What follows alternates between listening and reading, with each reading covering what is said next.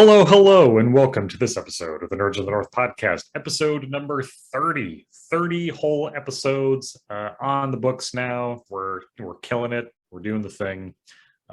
Today, we're going to be talking about Hawkeye, the hit new program for Disney+. There are 3 episodes currently out right now. We're going to be discussing some of our thoughts and feelings on the show so far. And maybe just go from there. We're just going to kind of riff this thing because I feel like in terms of things to talk about, Hawkeye will kind of have a similar pacing in terms of our conversations as Falcon and the Winter Soldier. Boy, that's really painting a negative picture in my mind already. Anyway, Nick, what are your thoughts and feelings? Hello everyone. My name is Nick, and this is my co-host to the left over here, Matt, in Austin, Texas. I'm reporting in from Portland, Oregon. We're not so north anymore. That's more of a throwback. I mean, I'm north. I'm still in the north. Capital. This is the capital of donuts, pretentiousness, overall grime. Overall grime. Wow, you're really selling. Well, I don't know. I was driving up. This is not Hawkeye, but I was driving up McLaughlin today, MLK, and I was like, oh Lord, have mercy! It's really bad out there. Mm-hmm. Houseless situation. The homeless situation is not great. There's a lot of tents. There's a lot of graffiti.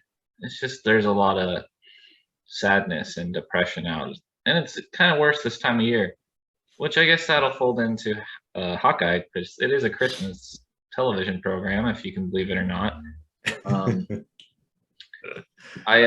This show, the stakes in it aren't very high, which I find refreshing. However, at the same time, I'm not like super excited to watch it week by week, which again, I'm actually kind of okay with that.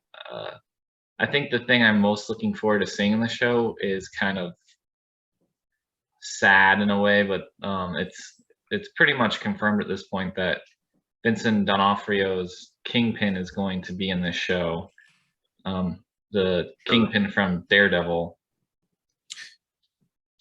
That actually feeds into my spin foil hat of what I was imagining a character to be. Yeah. Especially in episode 3, there's a scene where the young Echo is touched by a hand, and there's a very Vincent D'Onofrio laughter that is in the background that most people are assuming that it is indeed going to be played by that Daredevil actor, which to me is pretty exciting because he's a good actor. He is, and he really brought. That's the best representation of Kingpin we've seen on the big screen. Period. And rumors have had it that he's going to be bigger than he was in Daredevil, in the sense that he will be more like the the Kingpin that was in Spider-Man Enter the Spider-Verse or whatever. So just an overall bigger person with wider shoulders, a larger overall bodice. So basically, he's going from a naturally larger man to more of unnaturally larger man who's got the workout routine of a linebacker. I think he's like unnaturally. The rumors have it that he might be an unnaturally large person. Just a really big, wide-shouldered man with a big that does belly. I mean, I feel like, okay, we're dancing around the subject. Kingpin's fat. Like, that's just like the way he is. Like, I'm sorry, I'm not going to dance around this shit. But like, Kingpin is he's an immensely strong, large dude in the comics. But like, if you look at every comic representation of the dude or live action, like the most fit version of him we've ever seen was that was funny, Matt. He's a big man. He's very big. Like, what's his face played him years ago in Michael Clark Duncan. Yeah, Michael Clark Duncan played him in the shitty Ben Affleck. I wouldn't say he was fat in that film, though. No, that's what I was gonna say. Is that like the like most fit version of him we've seen is Michael Clark Duncan playing him in that movie. Anyone who watched the 90s, if you're watching this, you're probably similarly aged. Like the 90s Spider-Man cartoon show, like that Kingpin is not like the petite flower of a character. He's a big dude. So like, and that's fine. That's just part of his skill set, quite frankly. He's big and strong. Your fatness is part of your skill set now. I'm just putting that on my resume, man. I wouldn't say 20 pounds overweight. Because he's certainly larger than a Peter Parker, but he's not the Blob either, right? Like, no. So he's a big, strong man, but like his stature is a huge. Like, look at like you were saying with his representation in Into the Spider-Verse, he's huge in that. Like, unnaturally, he's almost literally a brick shithouse in his shape. He's big and square. He's like a refrigerator with arms and legs. I forget what the point of this was. Oh, yeah, the rumor that he's going to be a bigger human, possibly unnaturally big, but we'll see. The rumor has it that he's probably going to appear in episode 5. But I guess just launching into the overall program here, I guess this is the first Marvel Studios production that has a Kevin Feige production as part of its title and opening. Oh, sure. Okay. Yeah, which I think Feige has earned that distinction and that honor. I very much get like a John Carpenter sort of vibe from it. John Carpenter's Halloween, Yeah. Maybe John Carpenter will make a Marvel movie. We can only dream. I don't know what that would look like, but I would definitely be there to watch that. I know we do have Sam Raimi making a Marvel movie. I mean, I guess that's not surprising, but which movie is he working on? Well, he did the original Spider-Man trilogy from like the early 2000s. Oh, right, Sam Raimi. And he's doing a Doctor Strange Multiverse of Madness that's coming out next May. I mean, that tracks, especially because we know who's going to be in that movie. If they tell you otherwise, they're lying. Who? Oh, Spider-Man? Yeah, Spider-Man. The Spider-Men.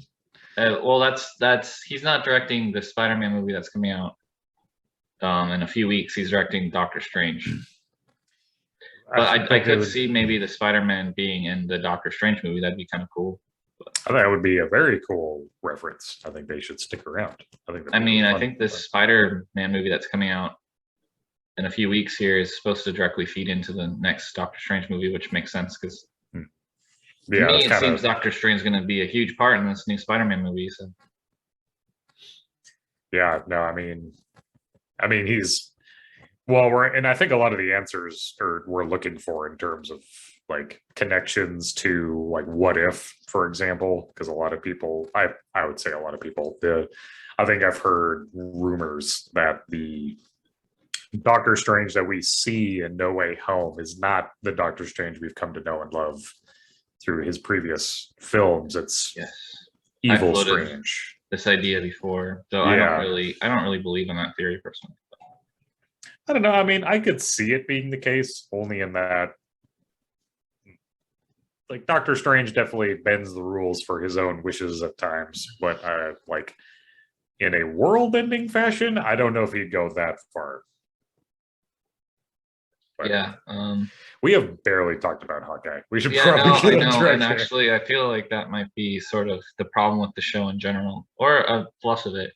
Anyway, I think in general, I do find Hawkeye a fun show. I think it's the first Marvel show that I can comfortably put on in the background and not really feel like I'm missing anything important. Which, I think this one feels the most like one of the Netflix Marvel shows than any of the other Marvel Studio shows that have been put out this year. Sure. And that has good and bad things. I think that unfortunately, if you compare this show to those shows, these Disney shows are never going to be quite as violent or maybe as visceral as those shows could have been, just because of where they were held or put out or streamed. Yeah. So like in a Hawkeye show, I would kind of like to see it a little bit more violent, I guess, but especially if you're going to involve characters like Kingpin and well, and Hawkeye as a character is one that, like, Spider-Man or Iron Man or any of the super powered Avengers or characters they're in for Marvel, they have the ability to afford incapacitating their foes in a way that is non-lethal, without much effort. Whereas, like, if a guy like Hawkeye is going to put someone down in a non-violent manner, it takes a tremendous amount more effort. It's way easier for someone like Hawkeye to just outright kill someone to get them out of the way versus, zapping them with lightning or using web shooters, So a little bit of violence, I think, would make sense in this context because he's just a guy. He's just a guy who's good with a bow and arrow, which is really cool still, but he is just a man. I think that will make Wolverine an interesting addition to the MCU because his power set is just inherently violent. Yeah. Which I don't know if we've really had like a Marvel character that's quite like that yet. Not in the traditional MCU. I mean, you have Deadpool, who, like, those movies have been inherently very violent. Yeah. Well, I guess in the MCU in general, and I don't even know if this Deadpool 3 is even gonna happen. And it seems like some of the, like Ryan Reynolds saying he's going to take a break from acting for a while, and I don't even know what a Deadpool 3 would look like in the MCU. No, but that's totally off topic again, I guess. Yeah. But in general, yes, I do like the show. I find it a fun watch. I especially found episode 3 probably my favorite so far. Just with that car chase scene, I thought was pretty fun. And just the trick arrows was fun, and then the pizza face dog or whatever, the dog with the eye that's Pizza Dog. Yeah. And this show was based off of Matt Fraction's run of Hawkeye, which that is in my collection. I did not know that. That's cool. Yeah. This is very much based off it. Obviously, there's some differences. I think in the Hawkeye run by Matt Fraction, he's in a very different place in his life. I think he just has gotten divorced or something. But that one, he has that's where these Russian mobsters that say bro all the time. The tracksuit mafia. Tracksuit mafia, yeah. That's from Matt Fraction's run, and so is Pizza Dog or whatever his name is. The obviously CGI dog that always kind of bugs me. But in general, I know there's been a lot of criticism out there, and the typical subjects or typical people are saying that Kate Bishop has taken over the show, which I think is a fair criticism, perhaps, especially when one guy I was watching is like, yeah, we get this whole Echo backstory, which is great, and I actually like the backstory, what we have seen of her, but at the same time, I don't know if we actually ever have gotten an actual Hawkeye backstory. No, actually, yeah. So it is true. It's like I kind of would want to know a little bit more about Hawkeye, the titular character of the show, his background before I know about Echo. That's true, because I mean, mind you, it took an entire movie, but we did get a Black Widow backstory, or much more of a backstory than we had previously gotten, and with the Black Widow film.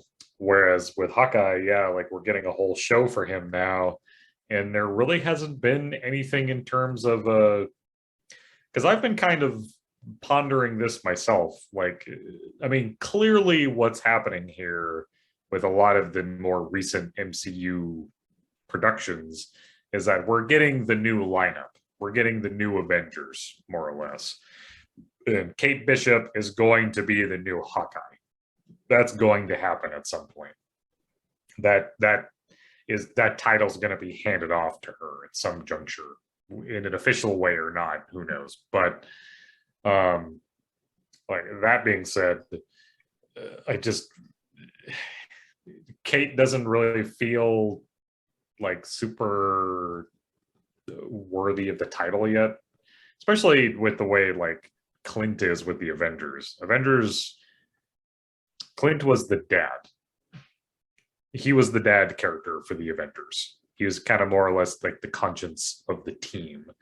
And replacing him with Kate seems like a little bit of a disservice to the character at this point, because she's got the skills to pay the bills at this point, but she doesn't really have the experience. And like from her background, Clint clearly has a very different background to her in terms of like his upbringing and what his life experiences. And he points it out so much in this most recent episode that, you know, she's a spoiled brat, more or less. Like she's had everything handed to her. So it's really hard for me to like see her being the new Hawkeye quite yet. And maybe like the whole point of the show is probably to sell us on that fact. Yeah, I guess what's popping in my mind as you talk about this is that I don't really ever think we got a proper introduction to Hawkeye in the films. Like he always seemed to be the tertiary character. Like in the first Avengers, he was basically just taken over by Loki the entire time, except for the ending. And then he wasn't even in Infinity War. I think the most we saw of him was in Age of Ultron, but I think there's some things about the character that just never really connected with me, and I think also never really connected with the mass audience at large. Like you don't really hear much about Hawkeye, though there was a bunch of memes before Endgame came out where they had like posters of just Hawkeye all over with this like Jeremy Renner. Oh yes, yeah, because he wasn't even in Infinity War, but I think Jeremy Renner he's a really good actor, but I don't know if I always got the feeling he didn't really want to be there. Especially after the first Avengers, when there was so many rumors that he was actually going to get recast, because he kind of complained about a situation in the first Avengers movie where he was basically just automaton taken over by Loki's magic, which right is true. I mean, I think we're first introduced to him in his character in Thor, which means he's been around a lot longer than a lot of the other like MCU mainstays. I mean, yeah, weirdly enough, he's been in the Marvel universe longer than Chris Evans has as Captain America, when you think about it. Yeah, well, I mean, the first time you ever see Hawkeye is in the first Thor movie. Yeah, like you just said, like he's in it for like maybe 2 minutes, you know. But yeah, he's just Hawkeye. Like he's just there. There's no introduction. He is guarding Mjolnir. It's like his whole purpose in that movie, and then he's gone. I mean, and there is some sort of, I know this is a universe populated by Norse gods and mecha suits and super soldiers, but at the same time, I think Hawkeye, in theory, could be a character that exists in our world, because he doesn't have any powers necessarily. He just is really good at shooting arrows, and kind of makes you think, like as a general audience member, it's not as interesting, I think. But my other criticism, besides Renner's performance, which I do think he's a great actor, and I think you can see that in these first 3 episodes, I think that the character itself just feels a lot different than he actually does when you see him in the comics.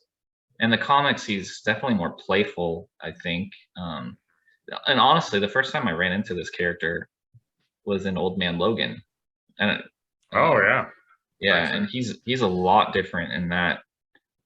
I mean, he jokes around a lot. He's almost like a trickster kind of character, versus this kind of hard-boiled or broiled or whatever, how you ever say that, sort of person that you see in the MCU.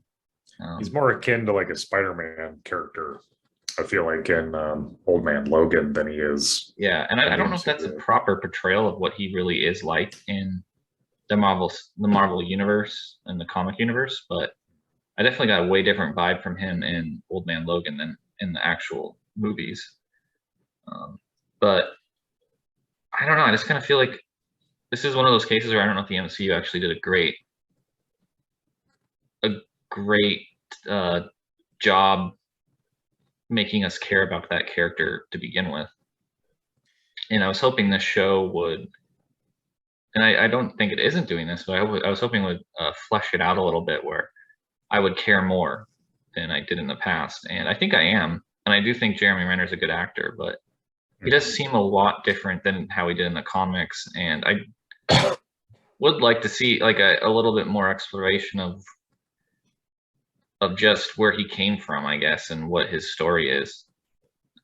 But maybe Marvel just decided that wasn't really that interesting. And at the same time, I do find I'm in disagreement with you. I do really like Kate Bishop, and I do like Haley Steinfeld's performance, and I'm excited to see her take over that role, I guess. I don't know if Hawkeye or Jeremy Renner is going to lead the MCU entirely. He kind of seems like I don't think he's going to die in this show, obviously. No. This is his relationship with his kid, but I don't know. I don't really know what his status is going to be going forward in the MCU. I kind of feel like you're right that this Kate Bishop will probably take over that mantle, but yeah, well, I mean, we're seeing that with a lot of these more recent MCU properties. I mean, the context changes though. Like with Falcon and the Winter Soldier, we got a couple of different introductions. Like Bucky is still the Winter Soldier; he just is. Whereas Falcon is taking over the mantle of Captain America, which like that's a whole, issue in and of itself. In the universe, and then just at large, with just like talking about race and everything. But then like with the Black Widow movie, we have her sister, who is definitely now going to be like kind of the de facto like Black Widow in the MCU, but it's going to probably be for like the whatever the like anti-Avengers that's being formed by Louise, what is her name? Julia Louis-Dreyfus. Yeah, I don't know. The actual character's name is some weird. Yeah, I know. I don't remember her name either. But like she, she's like forming her own team more or less. Like, and now they have their Black Widow and they have their Captain America with U.S. Agent, and so, but with Kate Bishop, I really don't see her being a character that like aligns herself with like the anti-Avengers. I think she'll find herself in line more with the good guys. There is some rumors out there because Kate Bishop apparently was one of the founding members of the Young Avengers, that maybe that's where this character's headed towards, is some setup of that. So yeah, which I would, and I've said, I have a hard time imagining Kate Bishop taking over that role now, but I think that's what the point of this show is. I don't think it's necessarily about Hawkeye. I think the whole point of the show, honestly, is like it's through the lens of Hawkeye, but we're seeing him train Kate Bishop to be the new Hawkeye and to be the new conscience of the team. Like, I think that's more of like what is happening here. Because I agree that I would much rather have had a show that was more about Hawkeye and his backstory and then like a story continuing forward with him. But I feel like the point of this show is more to tee up Kate Bishop to do Young Avengers, like you're saying. Yeah. And I mean, I would be excited to see her go into that role because I do I like Haley Steinfeld. I think she's a charismatic actress, and I just like it. What can I say? I'm an easy man to impress. I don't know. I mean, there are parts. The show's kind of all over the place for me in terms of interest. Like the first episode, I think did a pretty okay job of hooking me in. It didn't like dig its claws into me, but it definitely like it allured me enough to keep watching. Second episode kept me at arm's length in terms of interest. Like I think the best part of the second episode was that's where the LARPing episode or like the LARPing thing happens, right? Like I thought that was a really funny scene. And I think it kind of plays into like the type of character that Clint Barton is, in that he doesn't want to cause like he's not going to start a confrontation. He'd rather play by the rules and like deal with his circumstances than like shove his way through a problem. Yeah. And then this third episode definitely like has been the hook for me to be excited for the show again, because I will say that out of all the MCU shows we've watched so far, that whole moment with the trick arrow, with the Pym particles, like blowing up that arrow to be ginormous, like that had to have been one of the coolest moments I've seen out of any of the shows, period, so far. Like, yeah, it was cool. I agree, it was cool. Like, so, like, part of me is like, well, who's gonna clean that up? Like, you have like this huge arrow sticking out of a pretty important bridge. Isn't there a whole comic series through Marvel that is yeah, and they were originally going to make a a television show about that. I think it's like Marvel's. It was going to be a comedy. Like, yeah, it was going to be about the cleanup crew, like Marvel's cleanup crew or something like that. Yeah, like, and I think that because you bring up a funny point in that, like, there's a tremendous amount of damage done by like the antics of the superheroes in this universe, and it's something that's not. It's something that's brought in actually more from the Spider-Man movies with Tom Holland, like Vulture. Yeah, is one of those people that like is they're cleaning up things. I think too, like this huge arrow sticking out of the bridge, that's gotta alert a lot of people that Hawkeye is in New York currently and has access to a Pym arrow, at least, you know that. You think that'd be all over the news that this huge Pym arrow from Hawkeye is sticking out of, I believe that was the Brooklyn Bridge, but I'm I don't know for sure, but I had that exact same thought when I was watching this. I was like, if he's trying to keep a low profile, he's doing a shitty job of it. One, in his weapon of choice, who the fuck uses a bow and arrow when guns exist? And like a giant arrow. That's my thing with like Hawkeye. It's like, oh yeah, wow, bow and arrows. We have guns. It's like, well, he was infinitely more mysterious or more covert as Ronin than he ever was as Hawkeye. Like the bow and arrow thing is cool. It's stealthy. Like it's very quiet by comparison to firearms. But like someone pulls an arrow out of a dead body, they're not going to be like, I wonder who did this. It's going to be like Hawkeye. Hawkeye was here. He's around. Someone look for a guy with a bow and arrow. Like it's not like. Seriously though, like you see this big arrow sticking out of a bridge, it's gonna like alert the military or something to come down, figure out what's going on. This is basically a terrorist act. Well, and at this juncture, maybe it's more obvious to some people.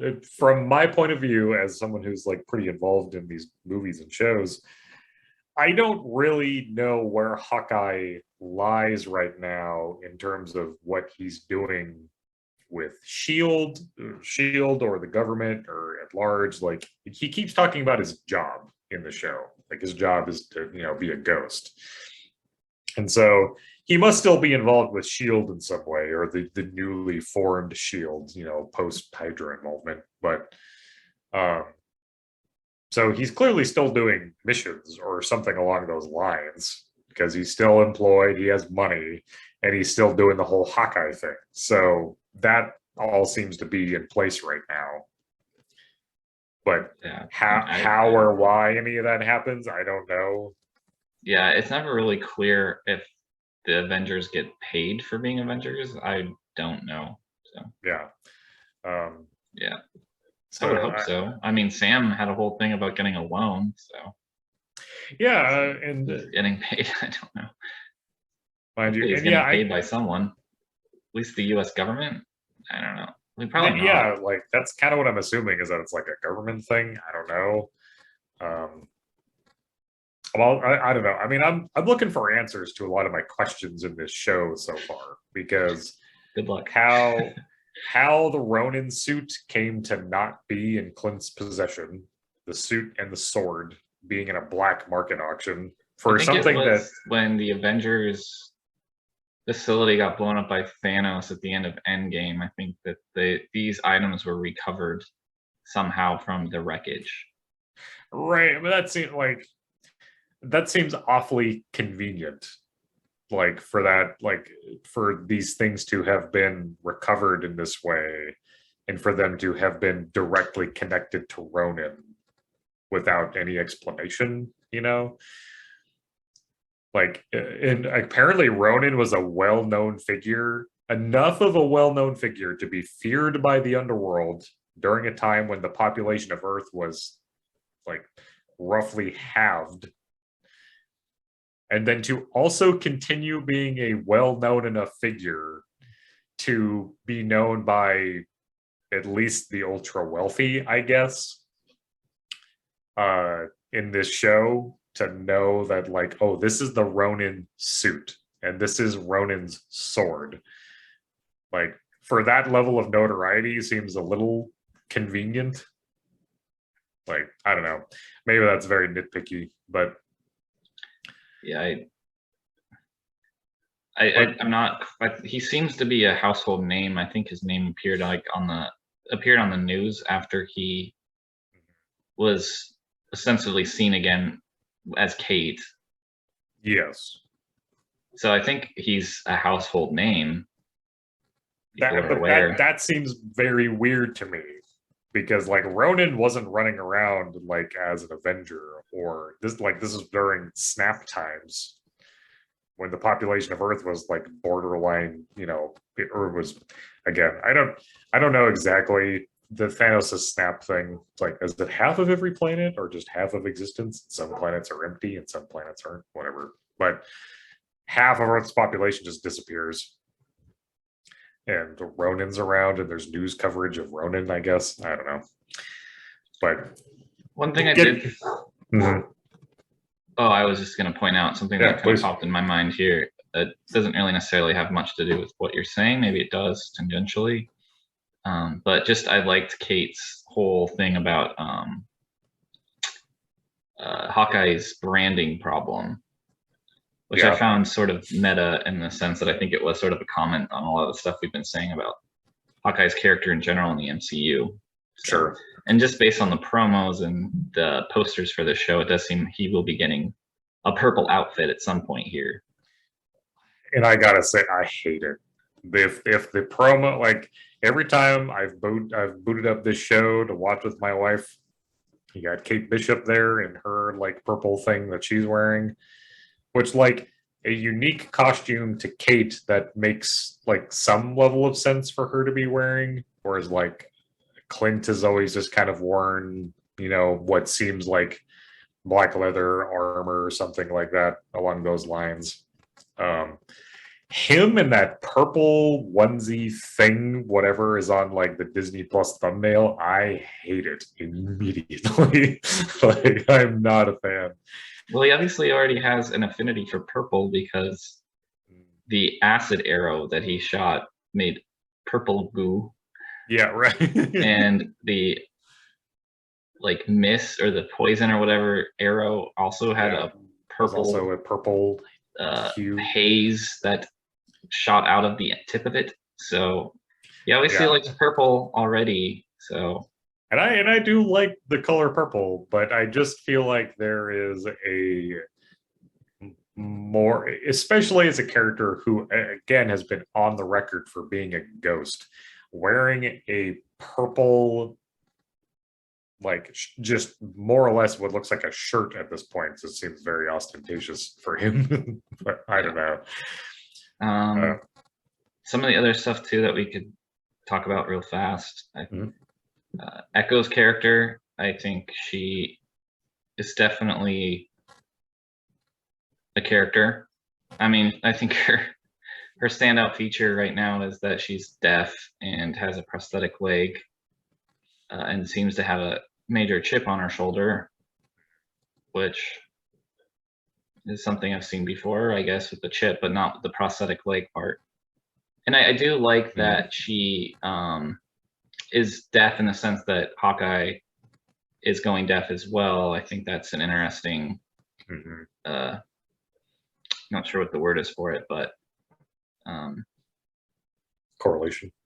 Yeah, it's just interesting seeing that the hero and the villain, and I think in the comics, Echo is actually more of, she started out as a villain and then she became a hero over time. And then she actually was in the Ronin costume for a little bit. Interesting. But in the comics, it's not Ronin that killed her father. It was Kingpin. So there's been a lot of theories out there that it was actually Kingpin. It wasn't actually Ronin that killed her dad. It was something to do with Kingpin. But that's actually very interesting, because that would, I have been kind of wondering when they were going to, you know, I guess to borrow a phrase from the show, you know, make good on Clint's ledger regarding his sins as Ronin, because he clearly murdered a lot of people as Ronin. Like, it seems like he mostly went after mob and the underground crime scene now. So yeah, which, like, by like hero standards, by Batman standards, that's gold. That's pretty par for the course, right? But he he clearly has a great deal of guilt over his time as Ronin. You know, it's a thing that he wants to put behind him, which is why he wants the suit and the sword, and he wants to put those aside for them not to be used by anyone else. But that is an interesting notion, though, that Ronin had conflicts with the tracksuit mafia. So if it was a Ronin lookalike or a Ronin, you know, just stand-in copycat to frame Ronin for a particular set of killings or murders, you know, within the tracksuit mafia hierarchy, that would be interesting for Kingpin to be at the middle of that. And that's probably where the show is going, now that I'm thinking about it. That seems likely. The other thing too, I think is kind of interesting, is Kate's mom, who I think clearly is going to be the main villain of this show. Yeah. I think that's being set up. And her fiance, and I'm drawing a blank on his name right now, but he's kind of an anti-hero in the comics. He's actually not a bad guy. I think he plays the swordsman. And he actually trains Hawkeye in the comics. So I think we're going to see that play out in the show. We're going to find out that was sort of a red herring, and he wasn't the villain. He's actually going to be helping them out. See, I've been... Armand, is that his name? Armand? I think it's no, is that the guy that got killed? Oh. That's the guy that got killed, yeah. I think it's like Armand the fourth that got killed, and there are apparently seven Armands. Generations, yeah. I found that funny, actually. I like that. Yeah, no, I guess. There are a lot of characters in the show that I found like charming in their own ways. I've been thinking that Kate's dad is not actually dead. And Jack Duquesne, I believe it's that. was Eleanor's new fiance. Yes. Yeah. Yeah, I've been thinking more that her father's going to be involved in some way, only because Kate Bishop's dead. Yeah, well, because if you don't see him die, if you don't actually see him die, then he's not actually dead. Because all that he did was he disappeared into his little basement, like lab or work area, and then it was assumed that he was gone. So I'm assuming he's going to pop up at some point. I wouldn't had it past Marvel to do that, but I think the character has a history of dying in Kate's youth. Sure. So I think he's dead personally, and I think. Yeah, and I'm not familiar enough to know for certain. Well, and I think a lot of the conversation that you hear, or the argument that you hear between Kate's mom and dad when she's a girl, where he says he wants to, or that she wants to sell the flat that they're living in. Yeah. And then he's not willing to do something, the thing that would save them, or whatever the back and forth was, and I think that will play out. That Eleanor, Kate's mom, is willing to do what needs to be done to save the family, and I think that will involve some sort of criminal enterprise. Yeah, I think that definitely. Yeah, that seems likely. Or she's in line with Kingpin somehow. Yeah, and I mean, she runs a security company. I'm definitely getting vibes that she's not going to be a good person. Yeah, I mean, I don't know. Like, I'm definitely still curious to keep watching. Trying to think if there's anything else that's been like really, really glaring to me. Well, I was curious what you thought of the Christmas setting. I like it. Like every time I watch this show, I keep drawing like tangents to Home Alone. Call of the Lonesome Tree. Home Alone 2. Let's be clear. Yeah, I suppose if we're going to be very specific, the just like the Christmas music and the way it's like the way the. I mean, the look at this picture soundtrack is behind me. done. That's New York City right there. That's New York right there. Clearly not during the winter, but yeah, like just the setting, the music, like definitely does give me like a Macaulay Culkin in like Christmas New York vibe, and in that same way, I feel like Clint Barton is like our fully grown up Macaulay Culkin in a way. Yeah. But yeah, I like the setting well enough. It is a little vague as to why him and the kids are in New York in the first place. I think they were there to see Rogers the musical. Yeah, just for a holiday, I guess. Well, I think they were there to like be at the musical premiere. Yeah, which the musical I did find funny. Yeah, it was fine. I mean, I do think it's a little bit of world building, which I sort of enjoy. I mean, when I went to New York City, it was kind of near Christmas. It was later in the year, and I think it was, right? Or no, was it? No, it was not. It was actually in May, and they still had all those ornament shops all over the place. I can just tell New York City would just be magical during that time of year. I'd love to go at some point. Yeah, no, that'd be really cool. Honestly, I'd enjoy that tremendously. Yeah, no, I like the show. It's tugging on my heartstrings more than Falcon and the Winter Soldier did. That show didn't break you down into tears every time Sam had some sort of what was his line again? You gotta do better, Senator. Sometimes it'll just pop in my head, and I'm like, or it's like, do better, Senator, and I'm like, that is so bad. This is like so pretentious. Yeah. I don't know. It just like it is a show. I think it has like tear out my eardrums. Yeah, like I just like bloody little nubs. I don't even have ears anymore. Just I don't even. I think that there's still plenty of Hawkeye left to disappoint me, so maybe that could be what ends up happening. But I will say that I think the show so far has done a better job of keeping me interested thus far than Falcon and the Winter Soldier did initially. And I'm looking forward to seeing more. And like for the right reasons, not like with Falcon and the Winter Soldier, where I was like, let's see how bad this episode is. Like, you didn't like what's his name dancing? Zemo? I mean, like there were some funny parts to the show for sure. But yeah, like I want to be able to take this show seriously and to enjoy it for its storytelling and not for its meme potential.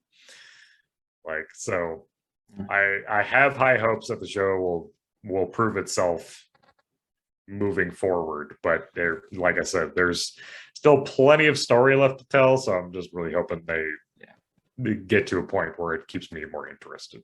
Yeah, it is weird that the show's already half over, and like I mentioned to you before the podcast started, it still kind of feels like it's in its first act.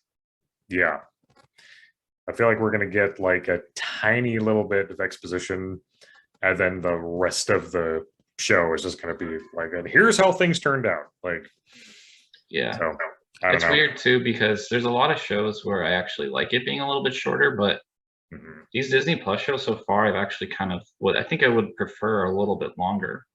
I think I would almost want like 9 episodes or something like that, which is Yeah, different than a no, lot of Netflix original programming. Because usually with those shows, I think they drag on too long. But with these they ones, overstay their welcome. I think Yeah. WandaVision was a pretty good length. It could use maybe one more episode. Mhm. Falcon and the Winter Soldier, yeah, I'll leave it at 6. That wasn't that great. Hmm. Loki, I think, needed a few more episodes up front to really sell that relationship between Loki Mobius and and Loki. yeah. And what if I almost don't even want to say that show in the same conversation because there's something about it was very mediocre to me, and I don't even really want to talk about it anymore.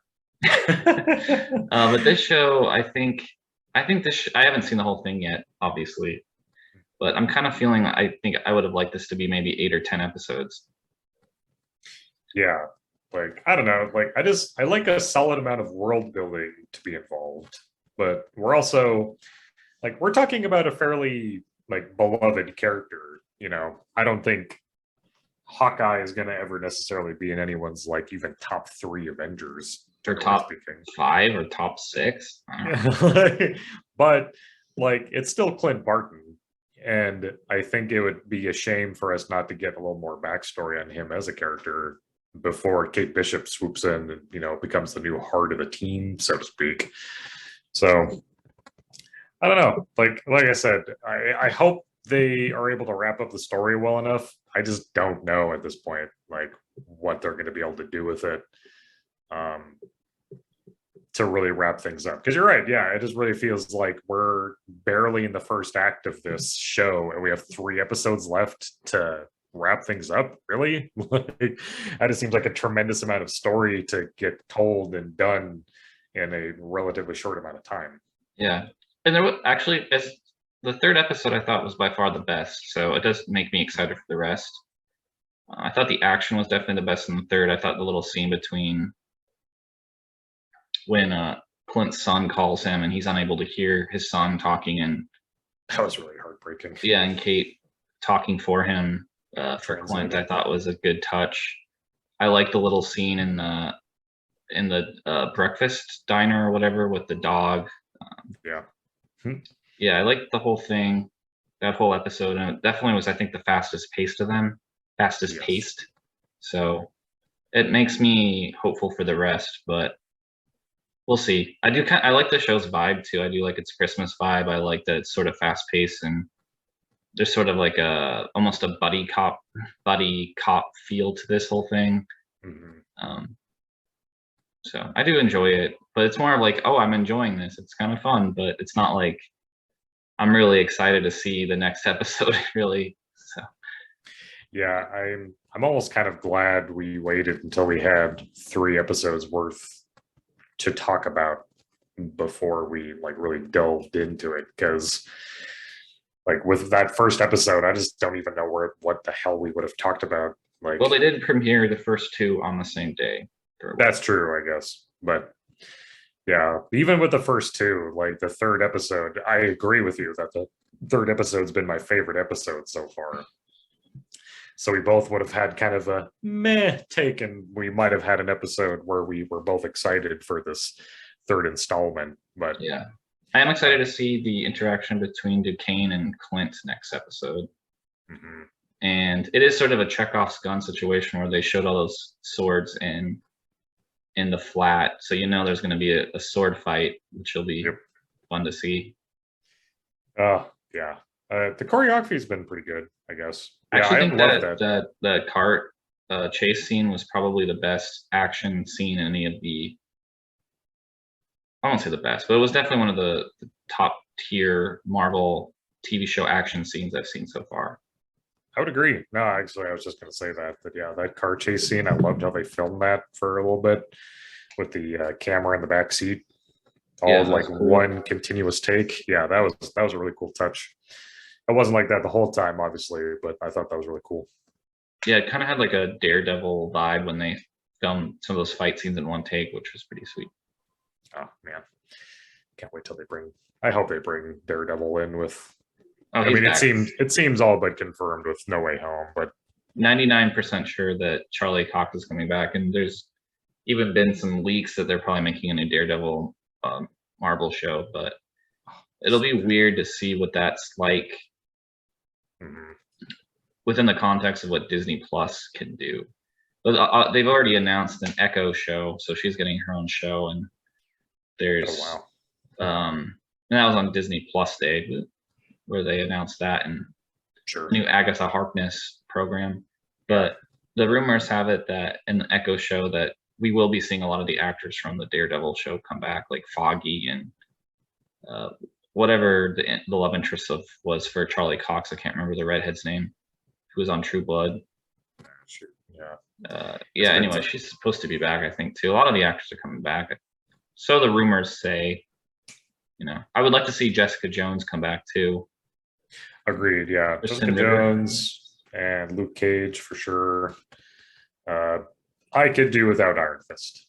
I know he'll probably come back as well, but I could do without him. Yeah, I think most people share your opinion. I'd be fine seeing him back. I never watched that show, so I don't have any negative opinions about it really. So, well, if you want some negative opinions, I'd recommend going and watching the show. I like the Netflix shows. I didn't love that. I think the Daredevil season 1, there were some really amazing shots in that, and I remember thinking Kingpin was a great nemesis. Yes, but the pacing for those shows were all off to me. For what it's worth, I think these shows. I think that's the best thing Marvel does. Really, not the best thing, but one of the best things they do is they're really good at pacing their TV shows and movies for the most part to keep it engaging throughout the whole thing. Well, I don't know. I know that I generally don't have much left to say about Hawkeye. Like it's a show, and I've enjoyed it. It's had its ups and downs so far. 3rd episode's been the best so far. Maybe this mythical 5th episode will be something that really nails it for the rest of the tone of the show. But yeah, let's move on past Hawkeye and let's get to what that picture is right behind you that I'm really confused about. What is that thing? This thing? Yeah, like that. Yes. What is that? Actually, the person who painted that painting. Oh, okay. I didn't know. Well, I don't. I mean, that's maybe too private to get into this, but I didn't know that you were still in contact with her. No, not recently. No, it's been a very long time. I'd like to touch base with her, but yeah, did I buy this or did she give it to me as a gift? I forget actually, but yeah, I've had it for a number of years now. I got this years and years ago now, and the only reason it's even up at all. My wife isn't exactly a fan of it, but the office is kind of more my space to have a little more decorating freedom. So, well, what is it? I mean, it's just supposed to be kind of a contorted eyeball. Oh, I was seeing like another human anatomy. Yeah, it's like you got the green, and then the black and the iris, and then you got the circular bit of the eyeball. I was saying maybe like and then all around the eyeball, that is the Trump presidency. See, I was saying like madness, a butthole looking thing. I mean, maybe. I don't know. I could maybe with my finger and the butthole imagery. I'm not like really. So I thought it was a butthole this entire time. It's like, wow, Matt, you're really expanding your artwork horizon. But I was appreciative of where you were willing to go. As I'm really trying to be open about my interests. And so. What if you just really did have like a picture of a butthole behind you this entire time that was never mentioned at all by either of us? I mean, that would be a hell of a way to like really make, my background. This video is going to get flagged. Yeah, I was gonna say I don't need that in my life. Jesus Christ. Well, with that being said, do you got any closing thoughts on Hawkeye? Anything of note that you'd be wanting to put out there, or any further than we've already put out? I mean, I don't know. I don't have any. I feel like both of us are at a point of like shrug. I mean, it's good. It feels to me. It feels refreshing. I kind of like that it's not a huge multiversal events where things are spinning into the cosmic toilet. Like it's kind of nice that it's just seems to be a one-off sort of Clint needs to get home for Christmas and this other crap's happening and he has to solve this and his kids are kind of sad that he's not there. Totally. I sort of like it in that way, but it also makes it a little bit less exciting as a viewer. But I like the variety that Marvel has. But I will say this one does sort of feel like the least essential of the show so far, and it almost has a basic cable sort of feel to it. Sure. That, like I said, that I could just put on in the background and not really pay attention and still get the gist of what's happening, and not feel like I'm gonna miss like one line of dialogue that's gonna change my whole understanding. Change everything, right? It means to be a hero in the Marvel universe, or just a throwaway line about, oh, there's a lady Hawkeye now, and she's pregnant with the twin children of Mephisto or something. Oh, but can you imagine? That'd be a great twist. That'd be a great twist. Mephisto right. I'm gonna give some of my thoughts here in a second. I gotta use the restroom. I'll be right back. Gotcha. Okay. All right, we're back.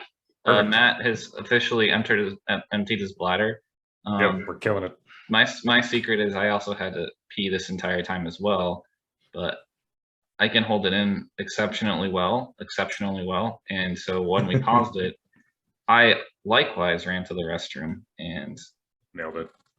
Yeah, it was clutch. It was clutch. Clutch. But I mean, sometimes it's even better if you haven't been able to pee for a while, and then like when you finally do, it just feels great. So yeah, really, I was doing Nat a favor by making him hold it, driving me to the edge, the edge of sanity. But I totally do agree with you though, not about the peeing thing. You don't agree about the peeing thing? Wow. No, I mean I do. Wow. But on a different tangent here, in regards to into Hawkeye. In moving away from pissing as the main topic, I'm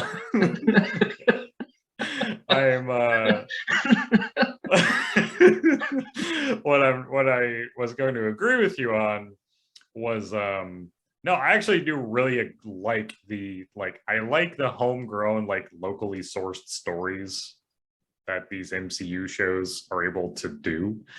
And this so far, this seems like the number one contestant for that, right? Like in that this is about Hawkeye getting home for Christmas, right? Like there's definitely a backstory happening here that's probably going to have larger consequences on maybe at least New York, if not more. But it's mostly about like Hawkeye keeping Kate Bishop alive and getting home for Christmas. It's not, you don't have like this cosmic force or entity bearing down on everyone or a bomb about to go off somewhere, blah, blah, blah. It's people doing things that they'd rather not be doing. Clint would rather be home drinking cocoa with his family. Yeah. As an aside, I don't know where this show is in the timeline, so I don't know if like the Eternals took place before or after this. But I gotta say, like if it took place before this, even shortly before this, I would think the only thing anyone would be talking about is this celestial that was emerging from the core of the planet that almost killed everyone again. Like, I think, like, dude, did you know that our planet was birthing a giant celestial that was gonna basically, and it was feeding off all of our emotions? Did you know about this? Did you know about this? That would be the talk of the town, I would think, but apparently it's not registering. I mean, these poor MCU residents, they have a new shock every few months. So I was gonna say, yeah, like once the Avengers came together, it was kind of just downhill from there for the rest of the fucking planet, right? Because you've had Thanos, we've had the Celestials events taking place. Like, I mean, you had like Thor 2, where basically London was being sucked into, I think, some sort of interdimensional portal or something. I think, yeah, right? I It's been mean, a long time since I've seen that one, but you're not wrong. Yeah, that definitely happened and doesn't ever get spoken about yeah, again, really, by anyone. I could see someone saying something in the MCU. Do you remember that time when London was like, "We don't talk about that here"? We don't talk That about didn't that. happen. That we ignore that film. Yeah. Well, yeah, just like it just seems like now it's kind of par for the course. It's like, can you imagine what it's like living in New York at this point? Like insurance has got to be so expensive, right? Like you choose to live in New York, boy, This that's place gonna, gets invaded by aliens every few years, yeah, it seems. Jesus Christ. Like I can't imagine. It's like living in New Orleans at this point. It's like It's like living in Montana and it's Billings. You know, it's incredibly costly to insure a house in Billings because it hails quite often there. Yeah, I mean, I was gonna say It actually, causes damage every few years because of the hail. it's funny you mentioned that. Yeah, because our car insurance went down after we moved out of Montana. Like moving to Texas, Austin of all places too. Like our insurance went down because like just the hail in Montana, and I think also just the drunk drivers. That's Well, a huge. what do you pay monthly for your auto insurance? Oh, I don't even know off the top of my head.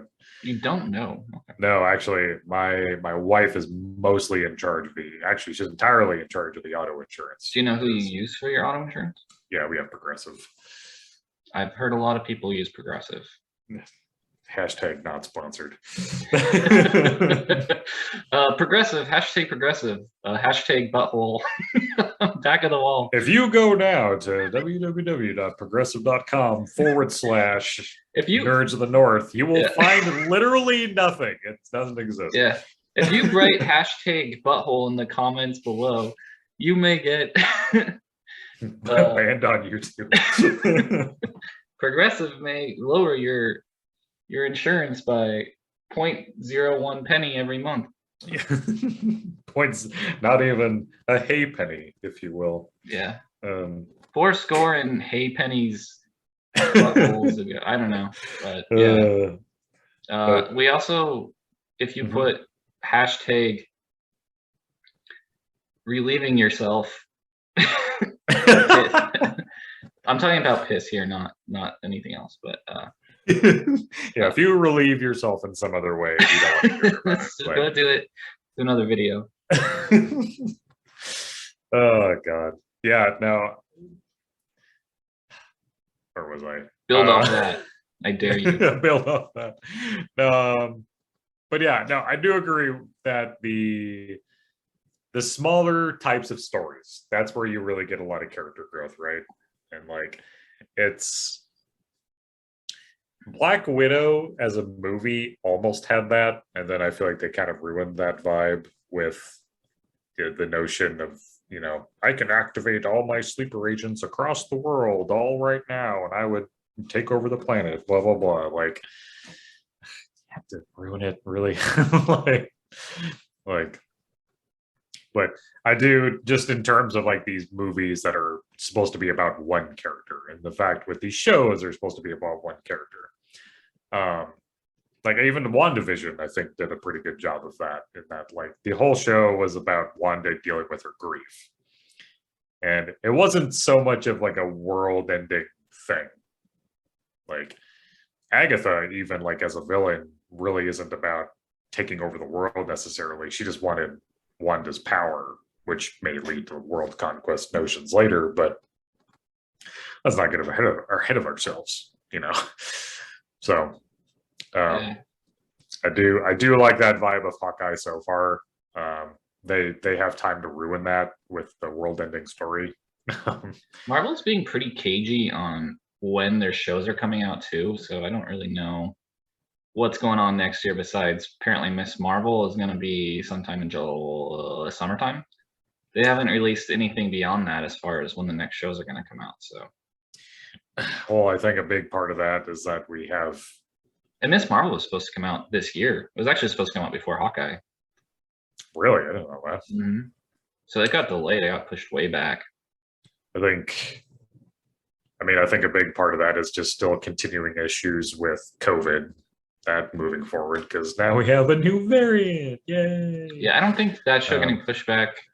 No, I don't think that had to do with. Yeah, I mean, it probably has something. I wouldn't be surprised if that wasn't a part of it on some level, but I mean, the other MCU shows had to deal with that as well. So yeah, I'm kind of wondering if it wasn't there's some sort of production issue or some sort of where things aren't really working properly. I don't know, or maybe it needs more CGI than what they're capable of doing. I don't know. Who knows?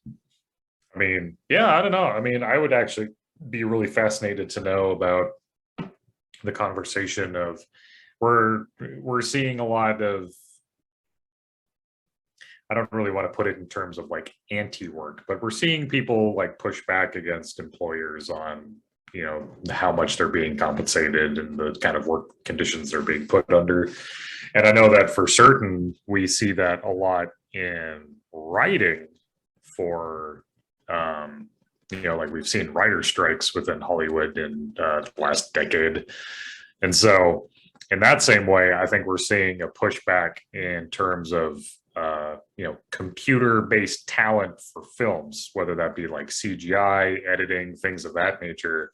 That industry is pushing back hard, Well, I know that the working conditions.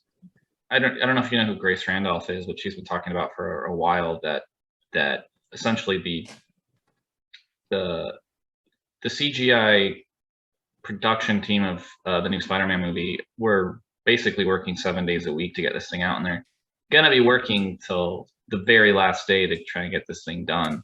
Yeah. Which I think you can kind of see some of that coming out in the trailers, especially. I was thinking with Alfred Molina's face or Doc Ock's face in that first trailer. I thought it looked pretty bad, actually.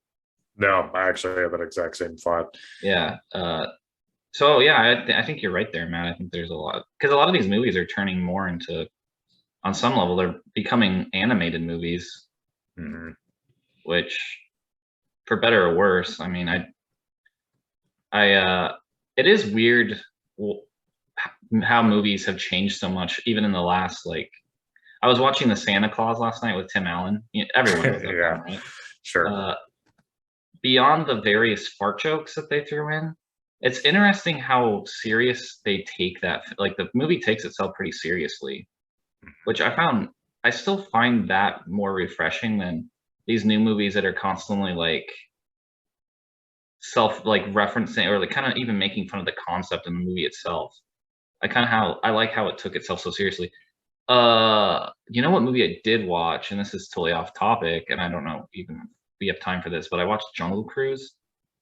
Oh, really? The movie is barf-tastic. I hated that movie. I mean, I'm not surprised by that at all. That movie, like the notion of that movie was tenuous at best. Like, it's based very loosely off of a ride. I mean, I'm fine with that. Disney. Like, I don't mind that idea. Like, Disney's gotta cross promote. Like, and I like I was fine with the Pirates of the Caribbean films, for what it's worth, but just the CGI that movie was it was just a CGI fest. It's just terrible. That movie's not going to hold up at all, and it's kind of sad for me to see. Like, I miss the old movies where they had to use some practical effects. Like, I think Anaconda is going to hold up better than freaking Jungle Cruise. It's terrible, man. It's like everything was just CGI. I can only suspend my disbelief so much, Hollywood. Like, it's gotten really bad, and I think these new movies are just, a lot of them are just not gonna hold up. Well, so much of the best CGI is in things that you never notice, right? Mm-hmm. I think a really fantastic example of that is Mad Max, the newer film, Mad Max Fury Road. Like, that movie, a ton of just the background of the scenes in that movie are CGI. It's just sandy dunes in the background.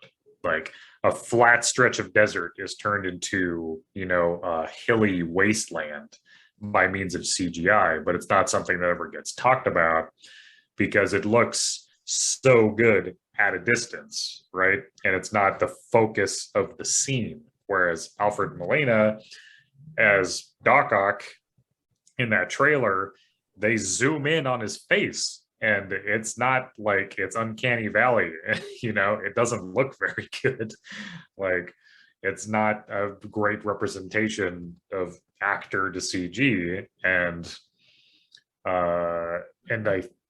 that's been an issue in movies for a long time, and that CG's been presented, but I think it's going to be more of an issue moving forward in that, like, these people are not being properly compensated for the kind of work that they're doing, and they're not being given enough time.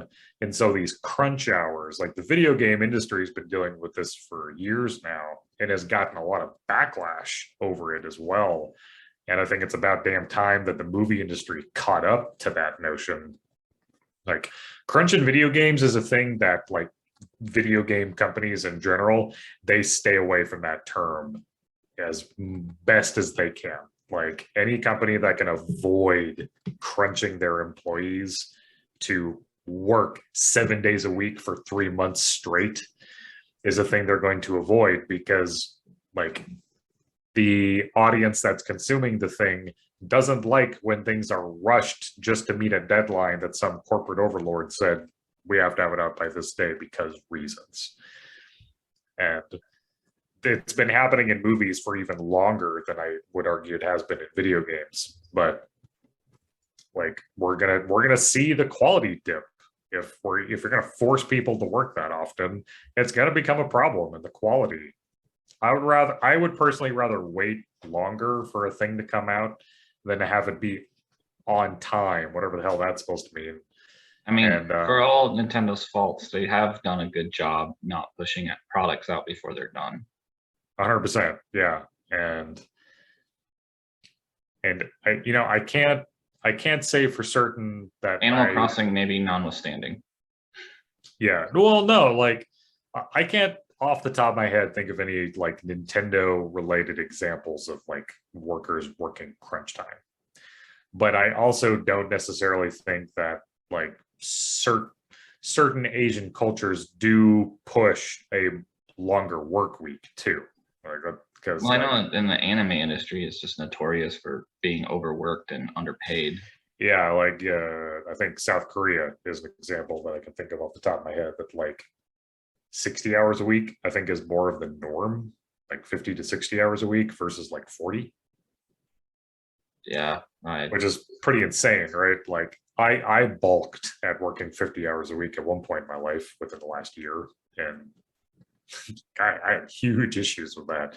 I can't imagine working 60 hours a week regularly, and that's the norm. That's considered normal. Like, this is getting into total. Yeah, this is on. Now you're getting on the anti-work rant.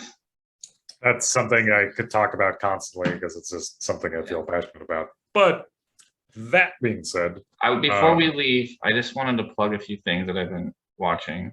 Sure. I think the world should know, because my taste is impeccable. Naturally. Please regale us. Succession season 3 has been really great. I would recommend watching that show. It's like Game of Thrones, except of extremely rich people in the modern world, and they're all terrible, terrible people, but it's just fun watching them hate on each other and do terrible things. Also see similar content on any news channel. Well, yeah, I mean, and the Roys own like a Fox News sort of channel. Rich people ruining the world one day at a time. Yeah. And the new season of Curb Your Enthusiasm has been excellent. It's like the funniest thing ever. Holy man, that show is just, it's as good as it. I think it's even better than it was when it started. Wow. And a new season of It's Always Sunny came out last week, the first 2 episodes came out last week. Cool. Always Sunny in Philadelphia, to be to be clear.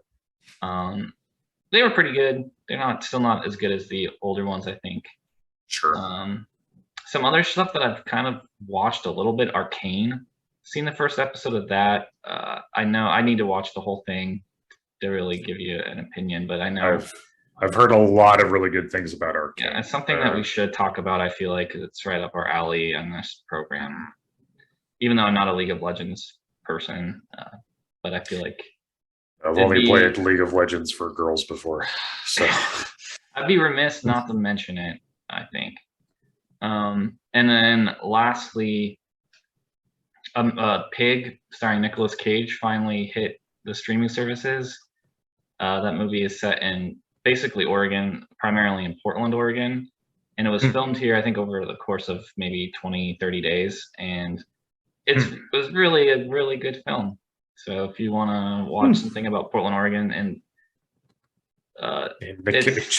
on the surface, it's about a man whose truffle pig gets stolen, and he has to go into like the underworld culinary scene of Portland to try and get his pig back. But it's definitely deeper than that. Just go a little bit under the metaphor is pretty thin there, but it's a good film, and I would definitely recommend it. You can finally find out what's going on underneath Pioneer Square, which apparently it's people getting beat up, and I knew it. I knew it. I could feel it. I could sense it.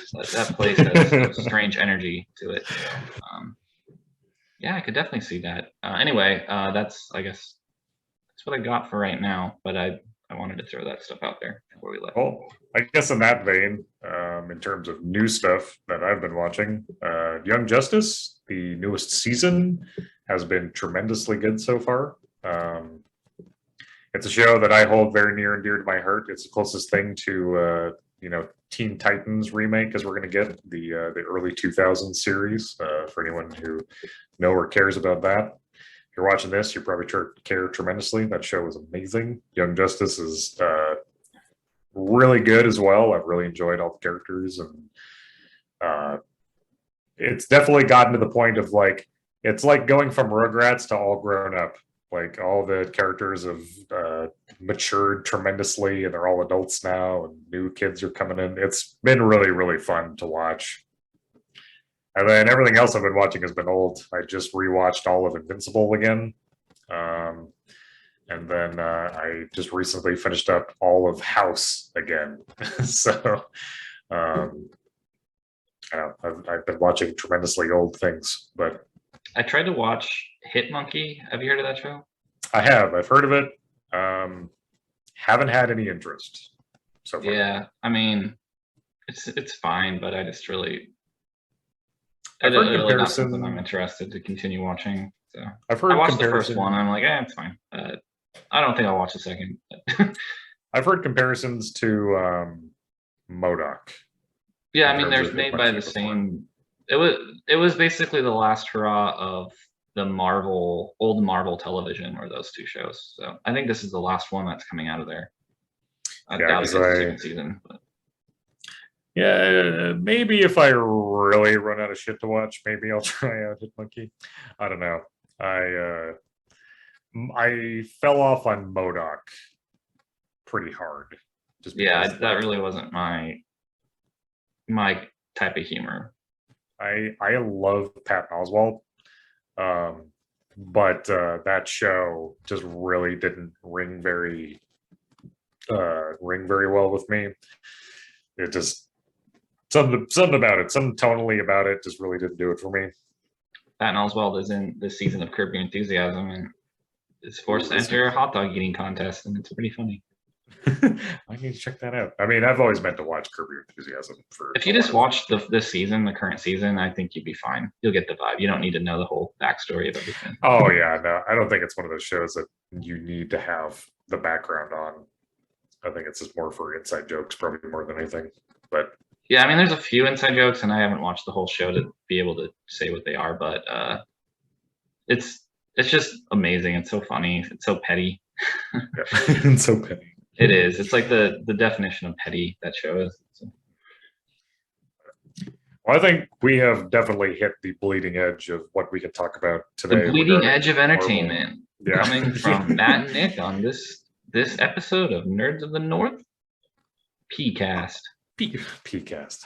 I don't like that. Given the conversation around Piss this episode, I don't like PCast being bandied about so easily. That is not a phrase. I don't endorse that at all. I mean, it is the PCast, man. We do tend to pee at least once during this thing. So. And yeah, I mean, how else am I supposed to stay interesting if not without my liquid courage? So I mean, who knows? Maybe you're peeing right now. Yeah, who's just saying I'm not?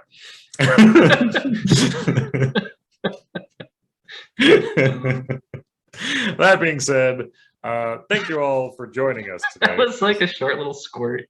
Yeah, it's just. I mean, sometimes that's all you need. It's all the satisfaction you need. Can you imagine that it was like if you didn't have to wait to empty your bladder, like you just like would have little like squirts throughout the day? This is not a conversation I want to get into. And the outro of the fucking podcast. Dear God in heaven. Thank you all for joining us today on this episode of the Nerds of the North podcast. Thank you for watching. I hope you enjoyed our random ramblings regarding these topics. And I hope you join us for the next episode, in which we probably talk about one episode of Hawkeye and then whatever the hell else we talk about. But yeah, maybe, I don't know, maybe we got some homework in terms of Arcane. Maybe that's something we can work in. I don't know. If you're interested, maybe leave a comment down below. How about we try that? Yeah. I know there's been at least one or two people who've left comments on this. So if you've ever had to urinate, but you had to hold it in for an hour or longer, please leave a comment down below and tell me how that was. Oh God, what is happening? No. If what that picture that's behind Matt's head, what do you think that is? Hashtag butthole. No. Leave a comment below, please. And when you do, hashtag butthole. No.